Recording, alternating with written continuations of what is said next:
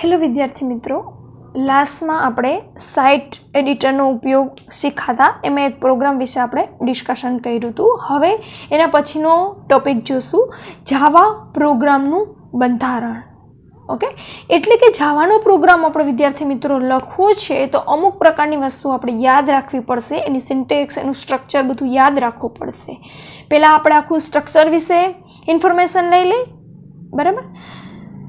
Programming ભાષાઓ સામાન્ય ભાષાઓથી અલગ એ રીતે છે કે તે સંપૂર્ણપણે સ્પષ્ટ અને પ્રોગ્રામમાં કઈ બાબતને મંજૂરી છે અને કઈ બાબતને નથી તે વિશે ખૂબ જ દ્રઢ છે. જો વિદ્યાર્થી મિત્રો તમને એમ કહે છે કે પ્રોગ્રામિંગ ભાષા શું કામ વધારે યુઝફુલ છે અને સ્પષ્ટ છે, કેમ કે એમાં ચોક્કસપણે બતાવી દીધું છે કે એમાં કઈ વસ્તુ એલાઉ થશે અને કઈ વસ્તુ એમાં નહીં થાય. એ નિયમો કે જે નક્કી કરે છે કે શું માન્ય છે તેને ભાષાની વાક્યરચના કહેવામાં આવે છે. એટલે વિદ્યાર્થી મિત્રો કે કઈ વસ્તુ આપણે જાવાના બંધારણમાં યુઝ કરી શકશું, જાવા ભાષામાં યુઝ કરી શકશું, બરાબર, એને આપણે વાક્યરચના કહેવામાં આવે છે. વાક્યરચનાના નિયમો ભાષાના મૂળભૂત શબ્દ ભંડોળનો ઉલ્લેખ કરે છે અને ચલ, પદાવલી, વિધાનો, બ્રાન્ચ, લૂપ્સ અને મેથડનો ઉપયોગ કરીને કઈ રીતે પ્રોગ્રામની રચના કરી શકાય તે જણાવે છે. વિદ્યાર્થી મિત્રો, વાક્ય રચનામાં ચલ, પદાવલી, વિધાનો, બ્રાન્ચ, લૂપ્સ, મેથડ એ શું છે આ જ ચેપ્ટરમાં તમને આગળ બતાવ્યું છે કે ચલ કોને કહેવાય, લૂપ્સ કોને કહેવાય, મેથડ કોને કહેવાય. ત્યારે હું તમને વધારે ડીપલી સમજાવીશ. આ બધાનો યુઝ કરી આપણે જાવા પ્રોગ્રામ બનાવવાનો છે. ઓકે, વાક્ય રચનાની રીતે સાચો પ્રોગ્રામ એ જ છે કે જે સફળતાપૂર્વક કમ્પાઇલ કે ઇન્ટરપ્રેટર થઈ શકે.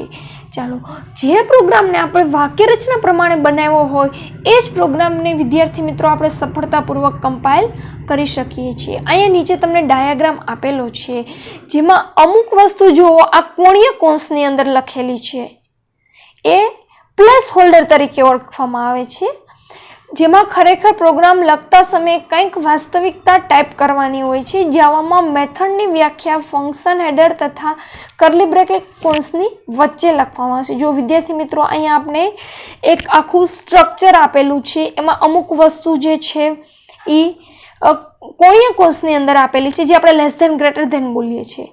અમુક વસ્તુ છે કર્લી બ્રેકેટની અંદર આપેલી છે. ઓકે, હવે નીચેનું આખું સ્ટ્રક્ચર આપણે લાસ્ટ ટાઈમ વાળો પ્રોગ્રામ જોઈએ તો કોલ કોસ્ટ વાળો, બરાબર વિદ્યાર્થી મિત્રો, બરાબર. એમાં જુઓ આખો એ પ્રોગ્રામ્સ તમારી બુક સાથે કમ્પેર કરતા જાજો. આ વિડીયો જુઓ ત્યારે બુક્સ તમારી સાથે રાખજો એટલે વિદ્યાર્થી મિત્રો તમને બધી વસ્તુનો ખ્યાલ આવે, કેમ કે 1 by 1 એમાંથી એક એક ટોપિક હું તમને ક્લિયર એક લેક્ચરમાં કરાવું છું. જો ફર્સ્ટ છે પબ્લિક ક્લાસ નેમ. આપણે ઓલો પ્રોગ્રામ કોલકોસ્ટ વાળો અહીંયા કમ્પેર કરતા જાઓ. આપણે ફર્સ્ટ લાઈન વિદ્યાર્થી મિત્રો લખી હતી પબ્લિક ક્લાસ નેમ, તે આપણે અહીંયા કોલકોસ્ટ લખ્યું હતું, યાદ છે ને વિદ્યાર્થી મિત્રો? હા, પબ્લિક ક્લાસ નેમ. ઓકે, પછી અહીંયા કર્લી બ્રેકેટ સ્ટાર્ટ કરવાનો છે, પછી છે અહીંયા ઓપ્શનલ વેરિયેબલ. ઓકે, જો આપણે પ્રોગ્રામમાં જેટલા વેરિયેબલની જરૂર હોય એટલા જ વેરિયેબલ આપણે અહીંયા ડિક્લેર કરવાના છે. ઓકે, જે આપણે ત્યાં કર્યા હતા balance, rate, duration, cost. Okay, પછી ઓલી મેઇન પાર્ટ આવશે public static void main. Okay, main પાર્ટની અંદર પછી અહીંયા આખું આપણું સ્ટેટમેન્ટ લખવાનું છે. સ્ટેટમેન્ટ એટલે ઓલું આપણે એનું કાઉન્ટિંગ કર્યું હતું ને, કોસ્ટ બરાબર ડ્યુરેશન, મલ્ટિપ્લિકેશન, રેટ ને બેલેન્સ કઈ રીતે ફાઇન્ડ આઉટ કરવાની, એ બધા સ્ટેટમેન્ટ લખાતા. અને પછી optional variable, declaration and method જો હોય તો તમારે ઓપ્શનલ વેરિયેબલ ત્યાં ડિક્લેર કરવાના, અધરવાઇઝ તમારો પ્રોગ્રામ ક્લોઝ કરી દેવાનો. ઓકે, આ કર્લી બ્રેકેટ સ્ટાર્ટ છે, આ કર્લી બ્રેકેટ ઓવર છે. આ આખું પ્રોગ્રામનું આપણું સ્ટ્રક્ચર છે. હવે વિદ્યાર્થી મિત્રો એ પ્રોગ્રામ વિશે થોડુંક ડિસ્કશન અહીંયા કર્યું છે કે પ્રથમ લીટીમાં આપણે શું લખ્યું હતું તો કે ક્લાસનું નામ લખ્યું હતું જે આપણું મેઇન મેથડ હતી, બરાબર, કોલ કોસ્ટ. ઓકે, એને આપણે ડોટ જાવાથી એ ફાઇલને આપણે સેવ કરી હતી, બરાબર. કમ્પાઇલ સમયે આપણે એ ડોટ ક્લાસ તરીકે બીજી ફાઇલ બનાવેલી હતી, બરાબર. એટલે આપણું ફાઇલનું નામ શું હતું તો કે જે આપણા ક્લાસનું નામ હતું તે જ કોલ કોસ્ટ. ઓકે, પછી મેઇન મેથડમાં આપણે વેરિયેબલને મેથડ ઘોષિત કર્યા હતા. હમણાં જ આપણે વાત કરી બેલેન્સ રેટ ડ્યુરેશનની. ઓકે, દરેક પ્રોગ્રામમાં એક ક્લાસ હોવો જ જોઈએ જે પબ્લિક મેથડ મેઇન ધરાવે છે. એટલે કે એક ક્લાસ તો હોય જ છે જેમાં આપણે મેઇન મેથડ ડિક્લેર કરવાની છે. જાવા કોઈ ચોક્કસ બંધારણની ભાષા નથી, એટલે કે તે ફ્રી ફોર્મેટ ભાષા છે. એટલે વિદ્યાર્થી મિત્રો શું ફ્રી ફોર્મેટ એટલે શું કે કોઈ પણ પ્રકારનું હું ફોર્મેટ એમાં કરું કે ન કરું એના આઉટપુટમાં કોઈ પણ પ્રકારનો ચેન્જીસ આવે નહીં. એનો મતલબ હું આખો પ્રોગ્રામ એક જ લાઈનમાં લખી નાખું તોય મારા પ્રોગ્રામના આઉટપુટમાં કોઈ પણ પ્રકારનો ફેર આવતો નથી. ઓકે, મેઇન મેથડ સાથે બીજી મેથડ તેમજ અન્ય ચલ ધરાવી શકે છે. આપણે આ બાબત હવે પછી શીખીશું. મેઇન મેથડ સાથે કઈ કઈ વસ્તુ એમાં યુઝ કરવાની છે એ 1 by 1 આપણે આ ચેપ્ટરમાં જ શીખવાડશે. ચાલો, જો એ જ બતાવ્યું છે કે સાદા જાવા વિધાનો વિશે શીખીએ જેના દ્વારા આપણે મેઇન મેથડમાં સામાન્ય કાર્ય કરી શકીએ. ચાલો વિદ્યાર્થી મિત્રો, મેઇન મેથડમાં આપણે હમણાં જ આગળ ચલ, ડેટા ટાઈપ્સ, લૂપ્સ એના વિશે ડિસ્કશન કર્યું હતું, બરાબર છે. ચાલો, મેઇન મેથડમાં આ બધી વસ્તુનો આપણે સમાવેશ થશે જેમાં ડેટા ટાઈપ, ચલ, લિટરલ, કમેન્ટ, જાવા વિધાનો અને પદાવલીઓ, અંકગણિતીય પ્રક્રિયકો, સરખામણી અને તાર્કિક પ્રક્રિયકો. ઓકે, બધા વિશે અહીંયા 1 by 1 ડિસ્પ્લે કર્યું છે જેમાં આપણે ડીપલી ભણીશું. એમાં ફર્સ્ટ ટોપિક છે ડેટા ટાઈપ.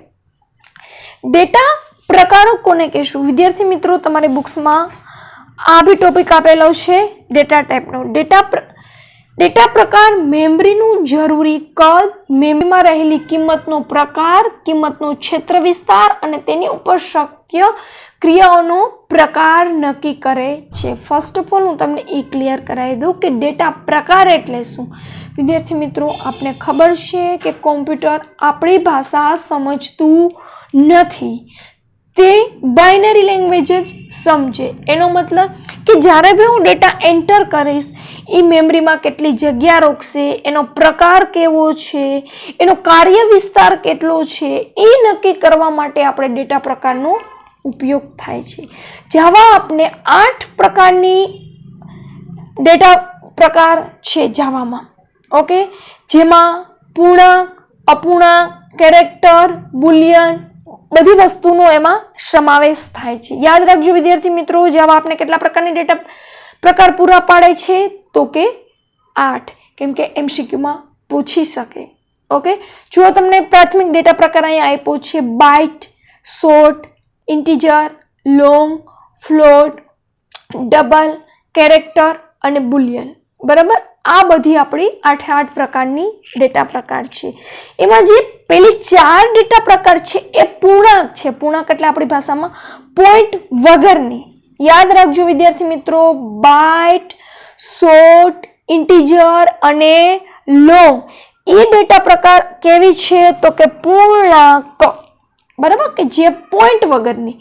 જ્યારે એના પછીની બે ફ્લોટ અને ડબલ જે અપૂર્ણાંક છે. અપૂર્ણાંક એટલે પોઈન્ટ વાળી, એ પછી સાદી હોય તોય ભલે અને ઋણ હોય તોય ભલે. પછી છે કેરેક્ટર. કેરેક્ટર એટલે એક કેરેક્ટર, એ આલ્ફાબેટ્સ ABCD. ઓકે, અને એના પછીની છે બુલિયન્સ. એમાં 2 તાર્કિક પ્રક્રિયા, ટ્રુ અને ફોલ્સ. Okay, clear. એનો આખો ચાર્ટ વિદ્યાર્થી મિત્રો અહીંયા તમને ડિસ્પ્લે કર્યો છે. ખાસ યાદ રાખવાનો છે વિદ્યાર્થી મિત્રો, વારંવાર આ ટેબલ્સમાંથી ઘણા MCQ પૂછાય છે. આપણે બુક્સમાં પણ ઘણા MCQ આ રિલેટેડ આપેલા જ છે, બરાબર. કઈ રીતે આ ટેબલને યાદ રાખવાનું છે એ વિદ્યાર્થી મિત્રો હું તમને ક્લિયર કરાવી દઉં. જુઓ, આ ડેટા પ્રકાર છે, આ એની સંગ્રહની જગ્યા છે, આ એનો કિંમતનો પ્રકાર છે, આ એની ક્ષેત્ર વિસ્તાર છે અને પૂર્વ નિર્ધારિત કિંમત છે. આ યાદ રાખવું સાવ ઇઝી. પૂર્વ નિર્ધારિત કિંમત બધાની 0 હશે, પણ એક વસ્તુ તમારે બુલિયન યાદ રાખવાની. બુલિયનમાં કઈ વેલ્યુ હશે તો કે ફોલ્સ. બાય ડિફોલ્ટ કઈ વેલ્યુ એ હશે તો કે ફોલ્સ.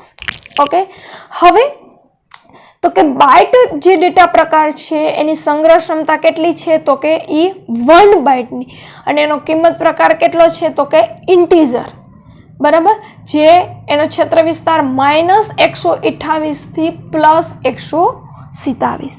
ઓકે વિદ્યાર્થી મિત્રો, આ બાઇટ્સની જગ્યા જે છે એ ખાસ યાદ રાખવાની છે. ઘણીવાર એમ પૂછે છે ઇન્ટીજર પ્રકારનો જે ડેટા પ્રકાર છે એ મેમરીમાં કેટલા બાઇટ્સ ઓક્યુપાય કરે છે, કેટલા બાઇટની જગ્યા રોકે છે, તો ત્યાં જવાબ શું આવશે તો કે 4.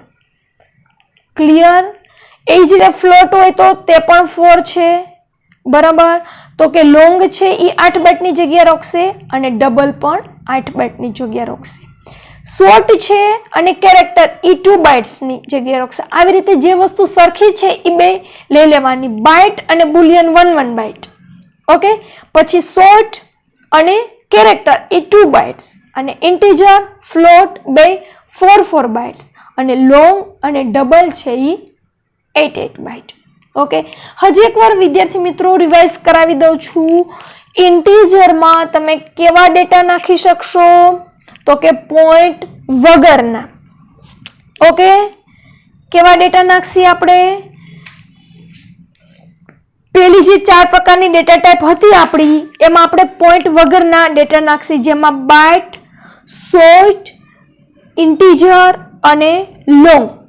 યાદ રાખજો, આ 4માં આપણે પોઈન્ટ વગરના ડેટા ફિલ કરી શકશી. જો એનો ક્ષેત્ર વિસ્તાર પોઈન્ટ વાળો નથી, આ માઇનસ છે. ઓકે, એટલે બાઇટ, શોર્ટ, ઇન્ટીજર અને લોંગ કેવી ડેટા ટાઈપ ધરાવશે તો કે પૂર્ણાંક. એના પછીની જે બે છે ફ્લોટ અને ડબલ વિદ્યાર્થી મિત્રો, એ કેવી ડેટા ટાઈપ ધરાવશે તો કે પોઈન્ટ વાળી એટલે અપૂર્ણાંક, બરાબર. કેરેક્ટરમાં એક કેરેક્ટર અને બુલિયન જે છે એ છે આપણે ટ્રુ અને ફોલ્સ. વિદ્યાર્થી મિત્રો, હું તમને હજી એક એક્ઝામ્પલ આપું છું આપણે ડેટા પ્રકારનું, બરાબર. એના વિશે આપણે ડિસ્કશન કરી. ચાલો ડેટા પ્રકાર વિશે જુઓ. ફર્સ્ટ ઓફ ઓલ આપણે એક એક્ઝામ્પલ આપું તમને. મેં આવું લખ્યું છે અહીંયા, C = A + B, બરાબર. અથવા તો મેં અહીંયા એમ લખ્યું છે C, A અને આ B.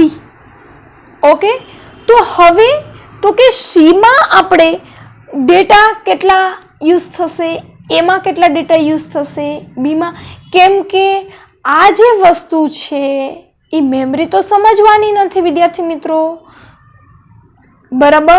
તો એના માટે આપણે જે હમણાં જોયું એ હતું, શું હતું? ડેટા પ્રકાર, બરાબર. Data type. For the example મેં અહીંયા 5 લખ્યા, બરાબર, પ્લસ અહીંયા મેં 5 લખ્યા. ક્લિયર? બરાબર. તો હવે મેમરીમાં જ્યારે A સ્ટોર થશે ત્યાં 5 હશે, B સ્ટોર થશે ત્યાંય 5 હશે, તો C માં શું સ્ટોર થશે વિદ્યાર્થી મિત્રો તો કે આ બેનો સરવાળો, બરાબર. કેમ કે મેમરીને ખબર જ નથી ને, તો અહીંયા નક્કી કરશે તો કે A છે એ કેવી ડેટા ટાઈપ. અહીંયા આપણે શું લીધું છે? 5. તો કે 5 આપણા ઇન્ટીજર છે, કેમ કે પોઈન્ટ વગરના છે, બરાબર. તો ઇન્ટીજર મેમરીમાં કેટલી જગ્યા રોકશે? આ B, બરાબર. તો કે અહીંયા 5 છે, તો ઈ મેમરીમાં કેટલી જગ્યા રોકશે? બરાબર. આને કહેવાય ડેટા ટાઈપ. ઓકે વિદ્યાર્થી મિત્રો, ક્લિયર? હજી એક વાર હું ક્લિયર કરાવું છું વિદ્યાર્થી મિત્રો. યાદ રાખજો કે ડેટા પ્રકાર એટલે કે મેમરીનું જરૂરી કદ, મેમરીમાં રહેલી કિંમતનો પ્રકાર અને કિંમતનો ક્ષેત્ર વિસ્તાર. ઓકે,